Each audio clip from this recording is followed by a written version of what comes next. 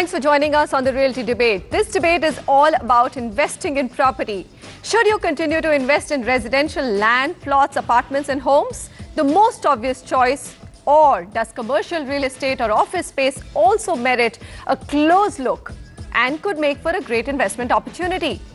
Today on the show, investing in commercial property, outlook and do's and don'ts is what we'll focus on.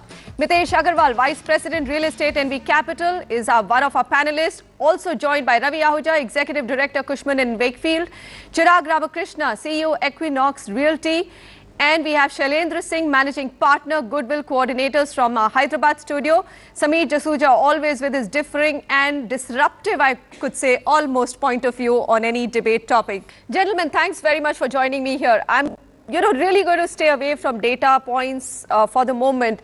I'm saying that it's looking stable right now and there is some pent-up demand. So let me just read out a couple of data points. I mean, this is a report which was released by CB Richard Ellis, which we did use some time back. And this is what it says. January to March 2012, it just says office space demand slowed down significantly in first quarter. 4.3 million square feet of office space absorbed. 6.5 million square feet was absorbed in the previous quarter. Supply continued to overtake demand in Q1 of 2012, and accumulation of stock led to decline in rental values. Most office destinations are going to witness strong supply. ITSEZ segment might lose its attractiveness. NCR, Mumbai, Chennai and Bangalore absorb more than 70% of space, but that's really a data point in terms of in the country, these are the cities which actually absorb 70%. Cherag Ramakrishnan, tell me what's your own point of view? I mean, I rarely find a consultant come out and say, look, this market is looking in fact dull. And I remember very clearly JLL expert making a point last October or November saying this is the rock bottom of commercial real estate. This is a great time to invest in commercial office real estate. See, the way I see it, the commercial market is ready for an upswing, especially in the cities of Mumbai and Bangalore. The reason I'm saying this is that the supply overhang in Mumbai and Bangalore seems to be reducing dramatically. Yes, JLL did come out and say last year that the prices are rock bottom and this is the right time to take it. And but what the good thing is, they went and started advising all the builders not to build commercial as well. So when they didn't build commercial and they just built residential, the fact is that there's no fresh commercial stock come in the market, at least in these two prime markets of Mumbai and NCR, for the last 12, maybe 24 months. And typically commercial takes a 36-month lag or a 48-month lag to come into the market. So when you look at it that way, and the stock with the values having bottomed out as early as 11, I feel, and what we're witnessing in the last 2 quarters as a landlord ourselves, is that there's an uptick in both volume offtake and prices have stabilized at least 20-30% higher than what they were a year back. So this is a very clear indication that in the months to come, prime markets, and I think CBRE's data is a case in point that you pointed out, that the prime 4 markets, there is huge supply offtake that is happening. Now one can say in perspective to 2008, it was lower. One can say that, some markets have got a larger commercial space. But I genuinely feel that the commercial segment is offering a great opportunity to investors. Okay. Cherag, final word from you. So, panelists saying that some markets looking soft, but overall the commercial real estate market looking stable. Sameer saying be very careful of getting into these assured guaranteed returns offers from developers. Do you think that, let's just put it this way, if I had 2 to 3 crores to invest, do you think commercial real estate makes sense for me? Let me put it this way, and just taking a cue from what Sameer said earlier.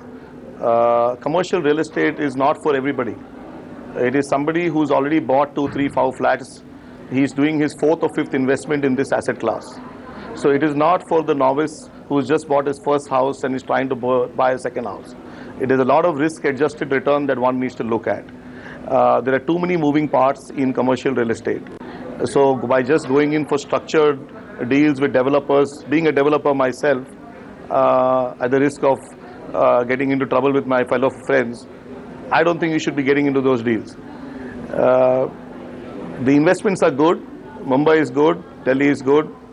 Micro market driven. Remember, the IT industry has an inflection point at $1 the IT industry fails. So minute they have to pay a dollar rental, they are dead. So if you're entering, so keep an eye on the rental value, do the commercial investments, very good, 3 crores you'll not get anything. But if you do get it, go ahead, it's a good investment. Okay, so what is the minimum deal size that you should look at when you look at commercial? I mean, you're sitting in Mumbai, but tier 2 cities, tier 3 cities, you've already ruled out 3 crores. 10 crores? Yeah. Mumbai, Delhi, I've ruled out 3 crores. If I'm right, Ravi will tell me that even in Bangalore, I don't think 3 crores will work. But really, it has to be 5 to 10 crores unlevered. And then only it makes sense. Now, typically, you have a lot of pool-based investments that happen. And that really makes a lot more sense. The bankers are doing a better job. As much as I hate to say it, they are doing a better job in doing the PMS schemes and getting the right trade from the developer. They're also exposed to the entire market. They're able to understand it better. You have to be careful of the commercial overhang. So we can all say that, yes, we are in Mumbai, so we know how it works. There's been a structural change. Lower Parel BKC is happening. I'm very happy. I'm building the largest park in BKC. So that bet has paid off. Okay. But, so a lot of caution there, but very well put. I mean, that's all I can say, Cherag. Very well summed up this debate that, yes, I mean, commercial real estate makes sense, but there's a lot of paperwork involved in it. There are a lot of intricacies involved in understanding that market. And you only get into commercial real estate investing once you've invested already in 3 to 4 houses. You probably have investable surplus of 5 to 10 crores unlevered, which means not on debt or a loan from a bank, but your own personal kitty. Till you reach that size, I think stick to residential. That's a very clear message coming from this entire debate. Gentlemen, thanks very much for joining me on the show today. And to all of you as well, thanks for joining us. If you have any more questions on investing in residential or commercial real estate, do write into us at property@ndtv.com or call us at the numbers on your screen.